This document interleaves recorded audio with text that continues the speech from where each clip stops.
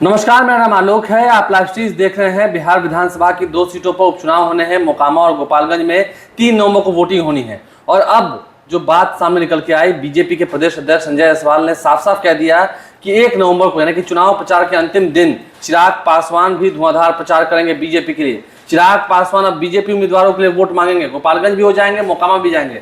31 और 1 को चिराग पासवान जो है वो दौरा करेंगे। जर्नलिस्ट गणेश्वर हमारे साथ हैं। चिराग पासवान तो साफ हो गया कि वो बीजेपी के साथ जा रहे हैं प्रचार करने के लिए। देखिए आलोक जी, हमने कल भी जब हम लोग चर्चा कर रहे थे कि ललन सिंह के मोकामा जाने पर हंगामा क्यों बरपा है, तब भी हमने कहा था कि राजनीति जो है परिस्थितियों का दासी है। तो देखिए, कल जो लोग सवाल उठा रहे थे कि ललन सिंह मोकामा क्यों गए, अब देखिए स्थितियां और परिस्थितियां क्या बन गई कि मोकामा की चुनौती इतनी बड़ी है। मोकामा में अनंत सिंह से लड़ाई है। पहले बीजेपी को उम्मीदवार नहीं मिला था और बाद में पैराशूट उम्मीदवार लाया गया, बीजेपी में शामिल कराया गया। दूसरे बाहुबली ललन सिंह की पत्नी, मोकामा वाले ललन सिंह की पत्नी सोनम देवी को उम्मीदवार बनाया गया।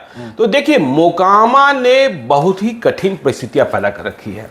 तो जैसे कल ललन सिंह के मतलब जेडीयू के नेशनल प्रेसिडेंट ललन सिंह के मोकामा दौरे पर सवाल उठा था, अब तो चिराग पासवान को लेकर भी बातें होगी। देखिए, आज संजय जायसवाल ने क्या कहा, एनडीए के जितने भी घटक हैं, तो देखिए आज एनडीए में चिराग पासवान हैं, भाजपा के साथ हैं, यह बात कबूल कर ली गई। देखिए, नीतीश कुमार क्या कह रहे थे, या यूं फिर कहें 2020 के बिहार विधानसभा चुनाव के दिनों की बात याद कीजिए, जब यह लग रहा था कि चिराग पासवान जेडीयू को डैमेज कर रहे हैं और जब जेडीयू की ओर से बीजेपी के लीडरशिप पर प्रेशर माउंट किया जाता था, तो बीजेपी की प्रेस कॉन्फ्रेंस चाणक्य होटल में हुआ करती थी और वहां कहा जाता था कि एनडीए में सिर्फ 4 पार्टियां हैं, बीजेपी, जेडीयू, हम और वीआईपी। तो उस समय तो नहीं, एनडीए में नहीं।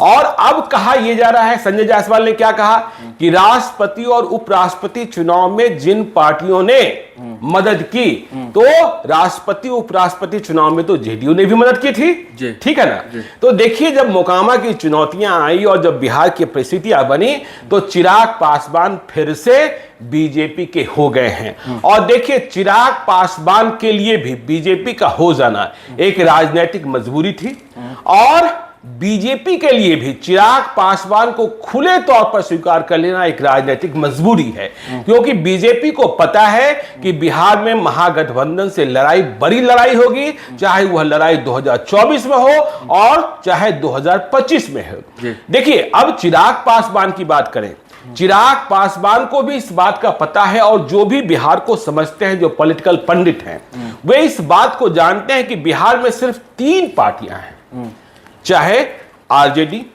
बीजेपी या जेडीयू या फिर एक और पार्टी को जोड़ ले, माले। ये 4 पार्टियां ही हैं जो अपने बूते चुनाव जीतने की क्षमता रखती है। संख्या कम अधिक अलग बात है, ठीक है ना। बाकी जितनी पार्टियां हैं वो जोरन और फोरन हैं। तो लोजपा को, जब मूल रूप में लोजपा था, जब रामविलास पासवान थे, तब भी कहा जाता था कि लोजपा दही का जोरन है।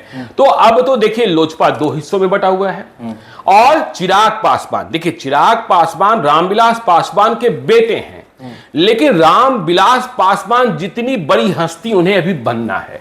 यह सही है कि लोजपा का विभाजन हुआ, पशुपति पारस ने एक अलग धरा बनाया और चिराग पासवान ने अलग समूह बनाया, अलग पार्टी, दोनों पार्टियां अलग हैं और चुनाव चिन्ह उनका जब्त है, जो मूल चुनाव चिन्ह था। तो रामविलास पासवान एक ऐसे शख्स थे जिनके साथ सभी जाति के मतदाता और विशेषकर सवर्ण चले जाते थे। लेकिन चिराग पासवान आज जहां खड़े हैं, यह सही है कि उनके पास पासवान का वोट बैंक पशुपति पारस से, मतलब अपने चाचा से अधिक है। लेकिन दूसरी जातियों का मत उनके पास कितना है, यह अभी स्पष्ट नहीं हो पाया है।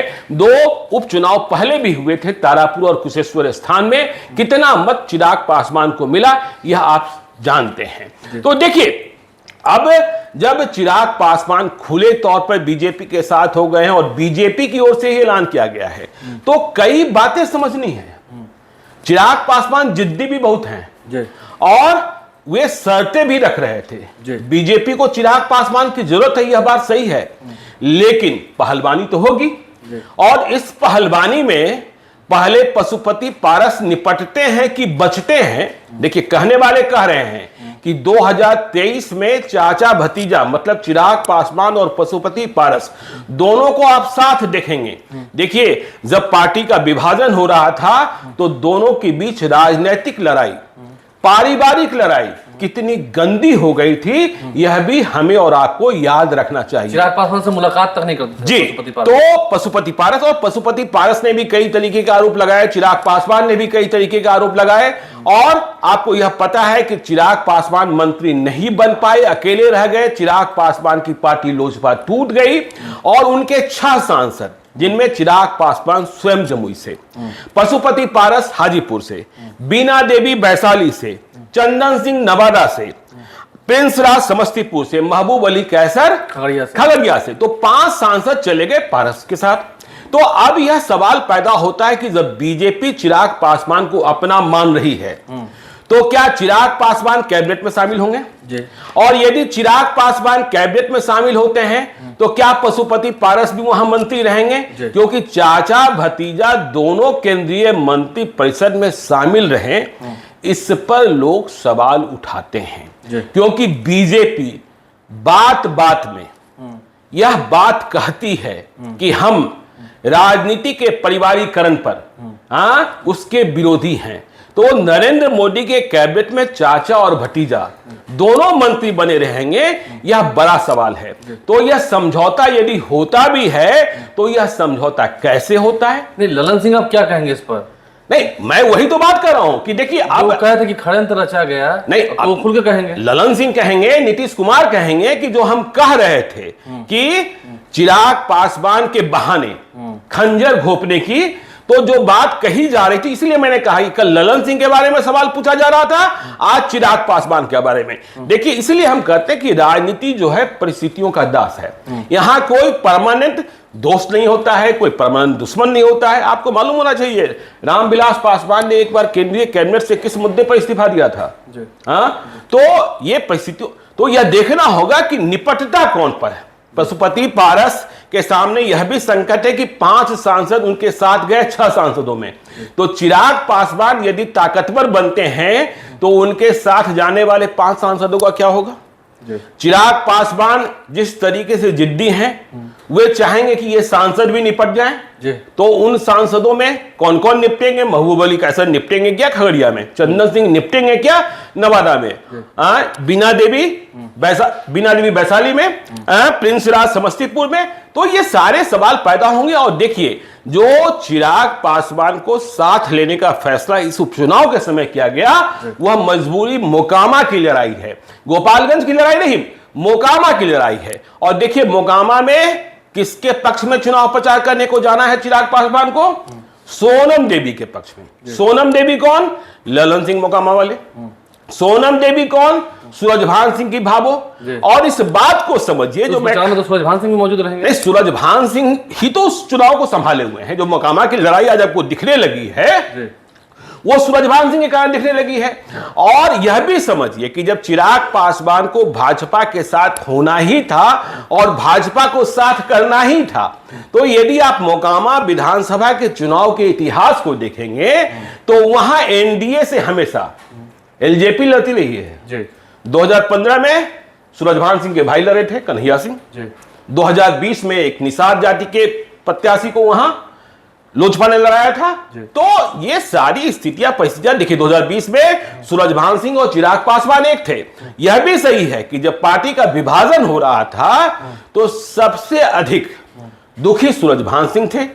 वे विभाजन नहीं चाहते थे, लेकिन विभाजन हुआ। तो अब चिराग पासवान सूरजभान सिंह के पक्ष में जा रहे हैं चुनाव प्रचार करने। तो देखिए, रिश्ते अब सुधरेंगे, लेकिन इस रिश्ते का अंजाम क्या होगा? और इस पहलवानी में, बुढ़ापे में पशुपति पारस अपने को और अपने सांसदों को बचा पाएंगे क्या, यह भी देखना होगा। क्योंकि चिराग पासवान कहते हैं कि जिधर हम हैं, सही है, रामविलास पासवान के बेटे हैं, उधर ही पासवान का वोट बैंक है। वे एक चेहरे हैं और स्मार्ट हैं, इसमें भी कोई शक नहीं, बातें करते हैं। तो यह सब देखने की बातें हैं। तो इसलिए चिराग तो भाजपा के हो गए, लेकिन पशुपति पारस इस दंगल में कहां फंसेंगे और जब कुश्ती होगी तो गिरेगा कौन, खड़ा कौन होगा, यह देखने की बात होगी। देखना होगा आने वाले इस मोकामा के उपचुनाव में, गोपालगंज के उपचुनाव में जब चिराग पासवान उतरेंगे चुनावी मैदान में और बीजेपी के लिए उतरेंगे। देखिए जेडीयू का स्टैंड तो सीधा क्लियर हो जाएगा। और जो बात पहले से कहते आए, नीतीश कुमार भी कहते आए थे कि 2020 में दुश्मन कौन है दोस्त कौन है हम समझ ही नहीं पाए। देखिए राजनीति में दुश्मन दोस्त यानी कि छल हुआ था। नहीं, अब देखिए नीतीश कुमार की बात है। देखिए हर पार्टी जो है अपने हिसाब से समीकरण बनाती है और बिगाड़ती है, और छल प्रपंच। मुकेश सहनी ने कभी कहा था कि भाई तेजस्वी यादव ने खंजर घोंपा, और आज की तारीख भी आप देखिए प्रचार कर रहे हैं, वोट मांग रहे हैं उनके लिए।